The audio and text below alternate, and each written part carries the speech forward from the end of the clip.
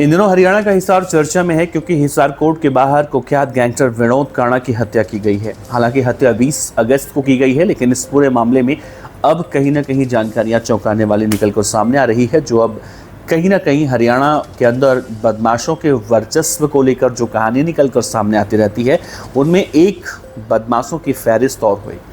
इससे पहले हमने देखा है राजस्थान के नागौर में भी एक गैंगस्टर मारा गया था, जो यहाँ से गया था वहाँ कोर्ट में पेशी करने के लिए, और एक बदमाश अब मारा गया। यानी देखें तो पेशी के दौरान बदमाशों को लगता है कि यहाँ पर मैं मारा जा सकता हूँ, और इस बात का डर उन्हें होता है, और कहीं ना कहीं बहुत सारे मामलों में ऐसा हो ही जाता है, बदमाशों की हत्या कर दी जाती है। अब इसे देखिए, गैंगस्टर विनोद काणा को कुछ दिन पहले ये जेल से जमानत पर बाहर आया था, और बाहर आने के बाद ये हर जगह जाने से डरता था, बचता था कि भाई, और इसे जो इसके इनपुट थे, इनके सूत्र थे, वो ये बताते थे कि भाई तेरी रेकी की जा रही है, तेरी हत्या हो सकती है, बहुत सारी बातें थी।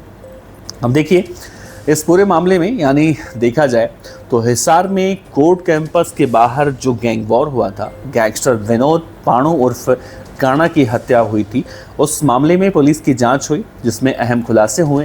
पुलिस के मुताबिक मौके से जो बदमाश पकड़ा गया था वो खरड़ गांव का रहने वाला राकेश है। वो पहले दिल्ली में कैब ड्राइवर के रूप में काम करता था। कई दिनों से विनोद पानू की रेकी कर रहा था। विनोद पानू की अजीत थुराना से दुश्मनी थी। अजीत थुराना के भाई दीपक के साथ राकेश की गहरी दोस्ती थी। दोनों अपने एक दोस्त के साथ पिछले महीने उज्जैन के महाकाल मंदिर में दर्शन करने भी गए थे। पुलिस जांच के मुताबिक वहीं विनोद पन्नू की हत्या की प्लानिंग पूरी बनाई गई। उज्जैन से आने के बाद राकेश ने 20 अगस्त को गढ़ी गांव के रहने वाले अपने दोस्त अजय पंडित के साथ मिलकर विनोद पान्नू की हत्या कर दी। पुलिस ने शनिवार को अजय को भी पकड़ लिया है। राकेश अपने माता पिता का इकलौता बेटा है, यानी आरोपी। उसकी 2 बड़ी बहनें हैं। उसके पिता बलराज के पास 5 एकड़ ज़मीन है और वो खेती बाड़ी का काम करते हैं।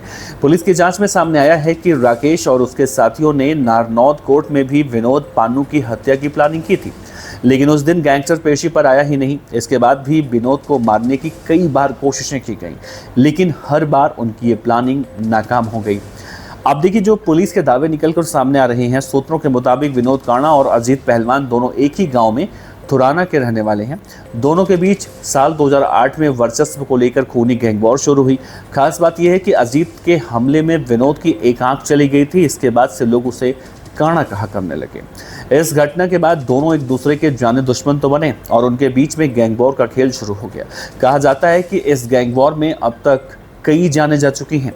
गैंगस्टर विनोद पाणु उर्फ काणा कुछ महीने पहले करनाल जेल से जब बाहर आया, जेल से बाहर आने के बाद वो खुद को असुरक्षित महसूस करता था। इसके लिए अपने साथ उसने 12 से 15 लड़कों को रखने शुरू कर दिए और बुलेट फॉर्च्यूनर कार में घूमता था। दूसरी ओर अजीत थुराना गैंग बदला लेने के लिए लगातार विनोद पाणु की हर गतिविधि पर नजर गड़ाकर बैठा था। इसी दौरान उससे मालूम चला कि 20 अगस्त की पन्नू को कोर्ट में पेशी है। इसके बाद घात लगाकर शूटर बैठाया गया। सूत्रों के मुताबिक वारदात के वक्त दोनों शूटर अजीत थुराना के भाई दीपक के संपर्क में थे और उन्हें हर गतिविधि की जानकारी मिल रही थी। विनोद पानू भी खतरे का एहसास था उसे। वो बुलेट प्रूफ कार से कोर्ट पहुंचा था। विनोद अपनी गाड़ी को हिसार कोर्ट के अंदर तक लेकर जाना चाहता था। सीसीटीवी में भी दिखाई दे रहा है कि विनोद काणा और उसके साथियों ने गाड़ी अंदर ले जाने की कोशिश की थी, लेकिन वहां पर मौजूद सुरक्षा कर्मियों ने गाड़ी को अंदर जाने नहीं दिया। इसके बाद विनोद जब कोर्ट के गेट के अंदर करीब 5 कदम की दूरी पर पहुंचा, उसी दौरान घात लगाकर बैठे अजीत पहलवान ग्रुप के शूटर ने उस पर हमला कर दिया। शुक्रवार को गैंगस्टर विनोद का अग्रोहा स्थित महाराजा अग्रसेन मेडिकल कॉलेज में पोस्टमार्टम करवाया गया। कहा जा रहा है कि उसे 12 गोलियां मारी गई थी। इनमें से 2 गोलियां सिर के आर पार हो गई, जबकि 6 गोलियां उसकी छाती से मिली। मेडिकल बोर्ड ने करीब 5 घंटे तक पोस्टमार्टम किया। कहा जा रहा है कि सिर में लगी गोलियों की वजह से उसकी मौके पर ही मौत हो गई थी। हिसार के एसपी हैं सिद्धांत जैन। उन्होंने कहा है कि गिरफ्तार आरोपी राकेश खरड़ को कोर्ट में पेश किया गया है, जहां से उसे 3 दिन के पुलिस रिमांड पर लिया गया है। रिमांड के दौरान आरोपी से वारदात की वजह, घटनाक्रम, फायरिंग के साथ जो इस्तेमाल किए गए हथियार थे, इसमें जो भी लोग हैं उनकी भूमिका के बारे में गहनता से पूछताछ की जानी है। एसपी साहब ने यह भी कहा कि राकेश दिल्ली में कैब ड्राइवर है और उसके खिलाफ 7 मामले पहले से दर्ज हैं। दूसरे आरोपी की पहचान हो चुकी है और उसे भी पकड़ लिया गया है। पुलिस मामले की गहनता से जांच पड़ताल कर रही है। रिमांड के दौरान सामने आने वाले सबूतों के आधार पर पुलिस कह रही है आगे की जांच पड़ताल सारी कार्रवाई की जाएगी। लेकिन देखा जाए तो हरियाणा के अंदर ये कोई पहला मामला नहीं है जो इस तरह से कोर्ट परिसर के अंदर गैंग वॉर हुआ हो और किसी बड़े गैंगस्टर की हत्या की गई हो। इससे पहले न जाने कितने गैंगस्टर कोर्ट परिसर के अंदर जाके उन्हें मारा गया है और इस तरह की तस्वीरें जो आज हम बता रहे हैं आपसे देखने को मिली। लेकिन ये विनोद काणा जो मारा गया है ये खुद एक बहुत बड़ा बदमाश था। 7 लाख रुपए का इनाम एक टाइम पे इसके ऊपर था।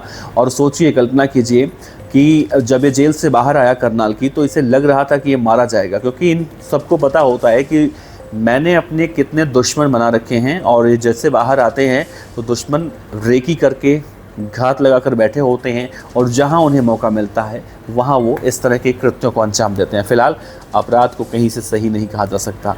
इस पूरे खबर पर अपने विचार रखिएगा मित्रों। नमस्कार, जय।